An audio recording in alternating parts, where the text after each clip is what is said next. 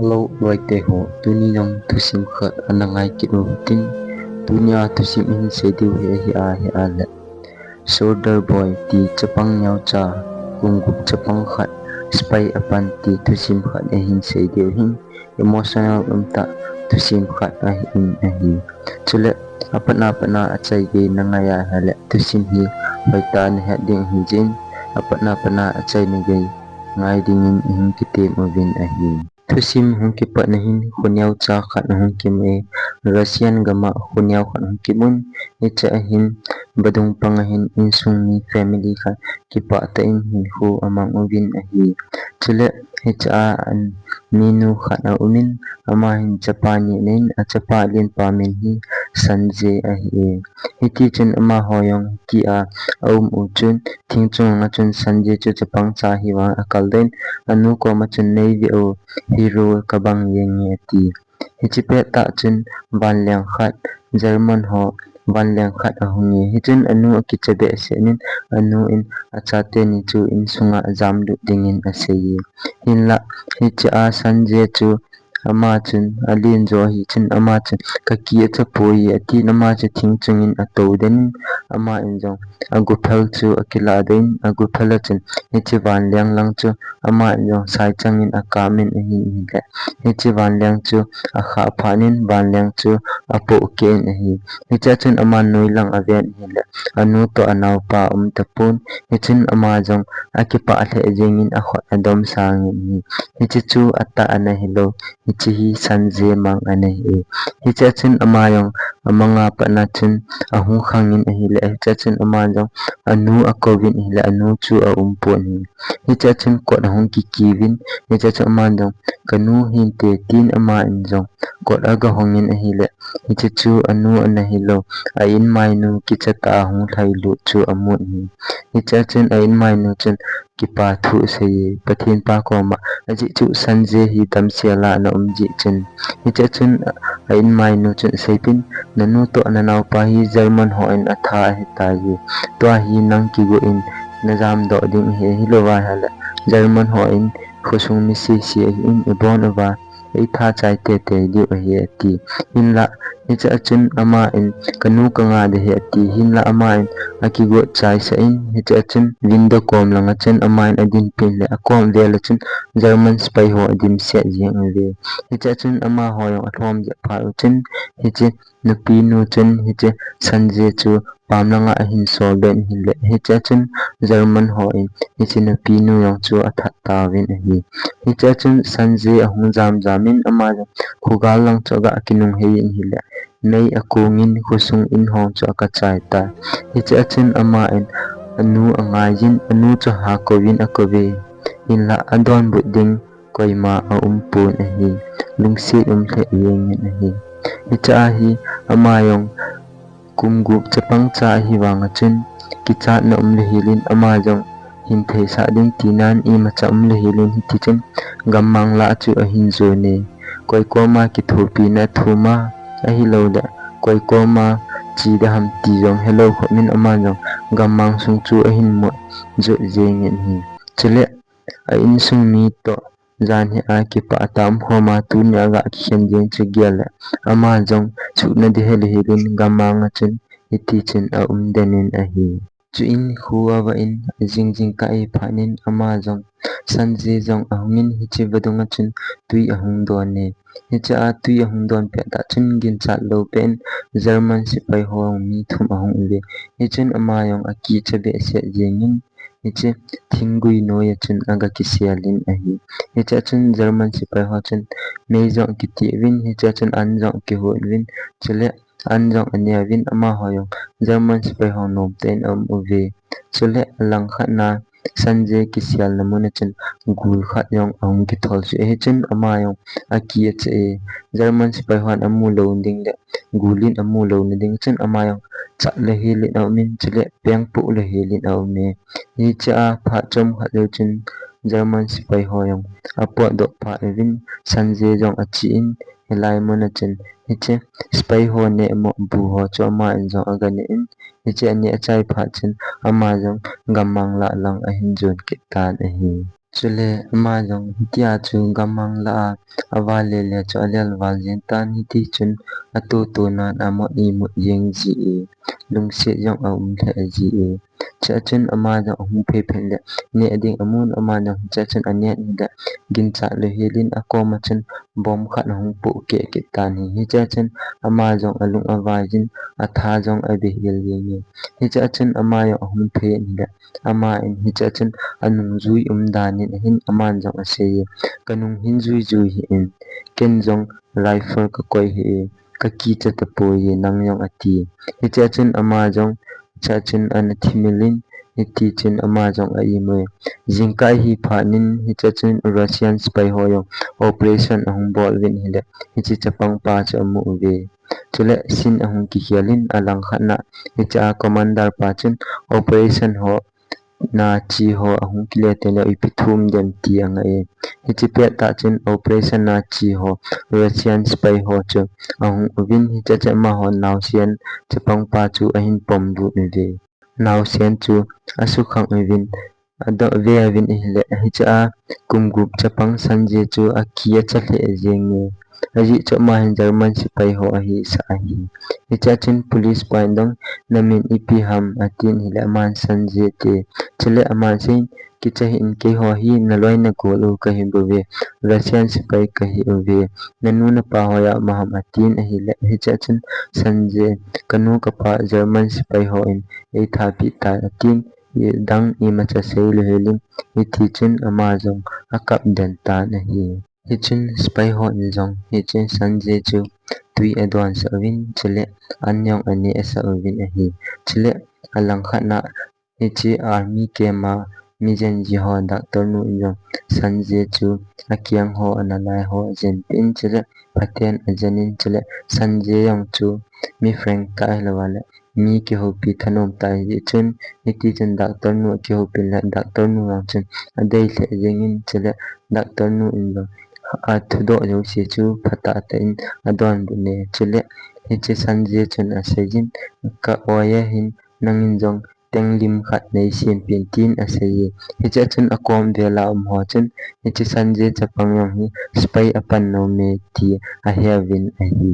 chi jaw chun commander pu yong hangin commander pu ta chun aki hodim hanin hi cha chun ama injong aki hodim han chun ase ke yong spy kapan no me atin hi cha chun a wai pu a hi chi doctor nu in tenglim asim chu hi chi pa chu commander pa chu ave sa in a hi chile hicha commander pa to hichi nunga no chu pamla hung po do hanin ahi hicha chun amani ki hodim hanin le doctor nu in aseye hichi chapang pa hu mi phata hi chile ama hi hichi army ke mahin koide na vin ati hin la commander pa na sei ama dinga lai mun hi asia po ya ji chu front line takinai cha hin ahin khu yong be na the hi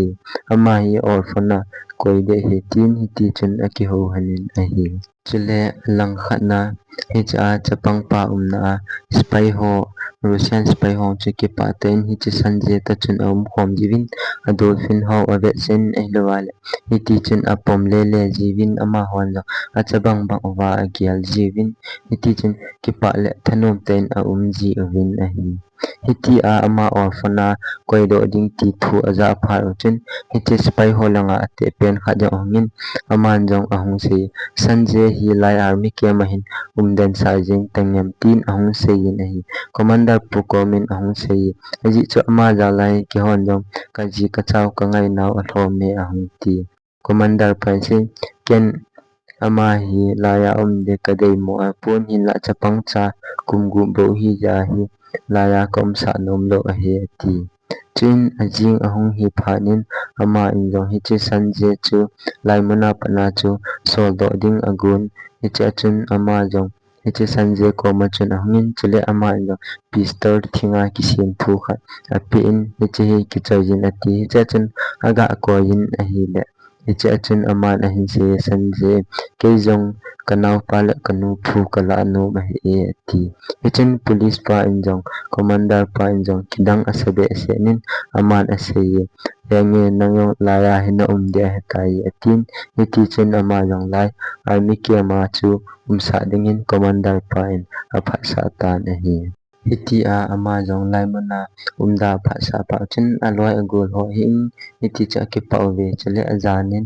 ama ding sanje ding wan yaw cha yong a hui pi ve jingkai phanin commander pain ama che won apin awon chen ake won sen le ama yong chu ke pa the yengi hiti chen a hu thlai de in aloi agul a hilawa hale hiche sipai ho ko ma chang thlai de len ama jong ti chen salu a bolin chele mi jo si in jong ama chu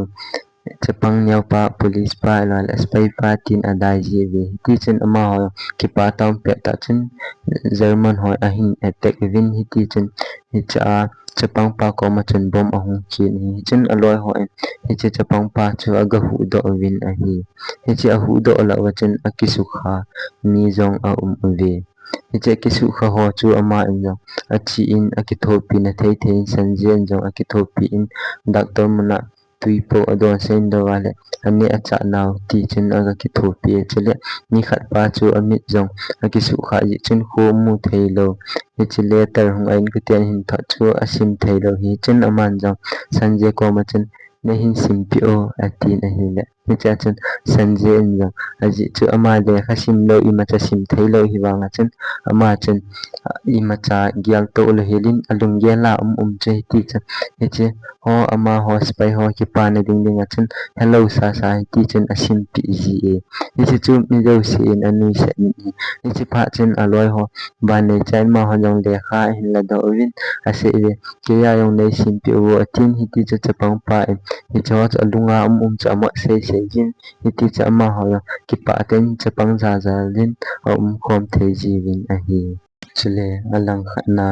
hichi a commander pule hichi doctor non chu ki dei che to ji han le hi hin la mani khat ki se pi to han lo ago a ki dei che to chu a hi ji han ne hichi le hichi pe ta tia ke ho lim han chu alang khana sanji angin ama inja se ke yang promotion khat lo le to ding nei pin ke on spray ka hi de ati hicha chen ama jang aloi ho masanga hiti cha chi in ama yo amin ho spray ho bang aga ki phunge hicha chen commander pun se gal ho amma ahlawala firing ho pe tende mei chang ho mana panji ding la le kha tha chiti tha na pan de heti hicha chu ama jong pu sa hong de kha ho cha ga tha ji hin la ama in mi api masanga chen ama alam ji in chele ama lam banga chu api ding pen cha alam sa jin alam jo ten de aman an ko ten a hin tha le kha hi chi letter chu ama in hi chi police ho chu api ji in a hi hitia chu ni khat yong sanje yong awa le ni le ma na dolphin ge chain mun gam la thimin ga wa de ni la pol a mi ki sial german ni amo e chin ama jong gang chalin ahong kile in hi cha kem lang wa chen aloi gol ko ma chen e lawa le spy ho ko ma chen a se pi na hi hin la hi chu koi man ata san pu win a hi cha chun ama hon jong ata khat dam tin ama hon jong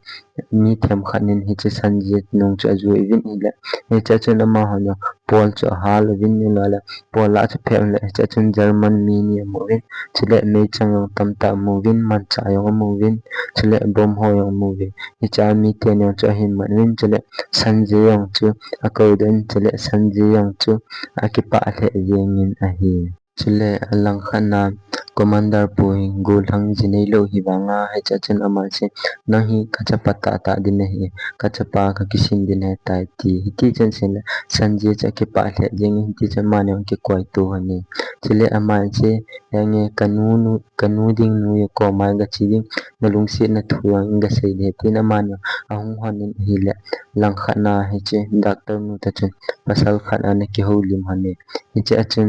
commander puin hichi chapang pa ko ma chen sejin pe ni vai ge tai ye atin hiti cha ma ni kheu chu ave thing be jeng hanin a hi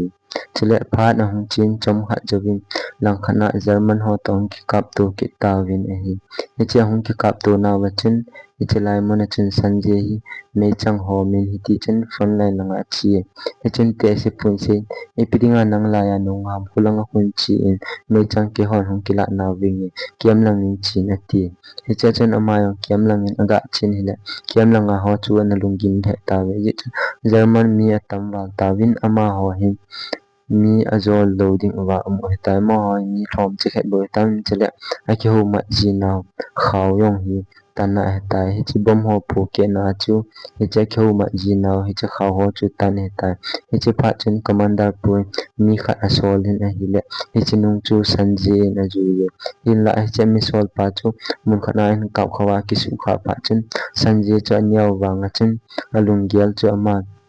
hiche viral khaw chu gajok do de gu yi chen hiche akisu khapa ko ma chen achin iti ki job daham tin aga dongi hichen ama no he pan achin hiche viral khaw chu aga job min a hi hiche job do jo chen khalanga hoyong kem sunga hoyong ki ho to win chule ama hoyong hiti chen gal chu a hin jo win a hi phat ang chin ni khayong hi commander puto hiche doctor no che ki ho lim hanin hicha chen commander pun alung si na thu asein a hile hicha doctor nu in ka anu pi masang hiu cha chen anoi do ho khat hangin order khat hangin e ho hi mundanga e transfer de hi chi de hi ti hicha pha chen ama ha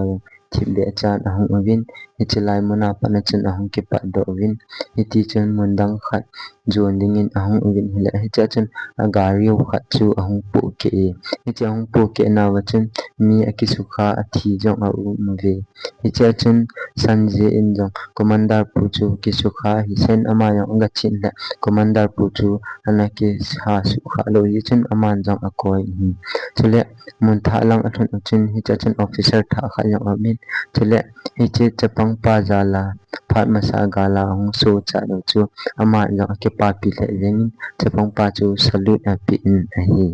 ama injong hicha chen asin commander puto sanje ko machan nangwang hi nanglit phale mi khat nang so te te de he ti chin ajing a hi phanin ama injong milan hiche sanje chu bes nyaw khat a de pin hile sanje cha ki pa le jing ni iti cha aloi gol hol ati chen awa le le iti chen ki pa tain a ji e chin zan kha jong hitia chu gal hum ki tan ti chen hum ki kap to ke ne win hile hiche lai la chen hiche commander pu chu mun khana a hilu nin hiti chen hung do thelo hilin a tan hi hichen sanje ja aloi gol ho cha ga kovin hiti chen hiche commander pu chan hu do ve hiche achen ajing athai phanin hicha sanje yong chu doctor mun ahungin hiche commander pu chu ahung ki mutu pinani hicha hung wangai sanje yong hi anaki sukha khot lang khat ki sukha hi hicha chen ama jong ahungin hiti cha ko ma chen ima cha sel hilin adin amit thi along in hile hicha chen commander pu se iti pasal pipi nalung new ham kam hi in chi in lang skem langa nang be tangem ati pe hicha chen ama hoyong hiche German to akigal chu ama hoyong ajo pharawin hicha chen hiche ama lam kai sanje lam kai na chen ama hoyong flag a hin choiwin hiti chen ain in la on jon dingin hiti chen ahung kile ta win loite ho thuni thusin iseu hichena chen akichai tan chele hiti a thusim ki sehi nangai no ma hala lungsita like share subscribe ni bolding link ki tem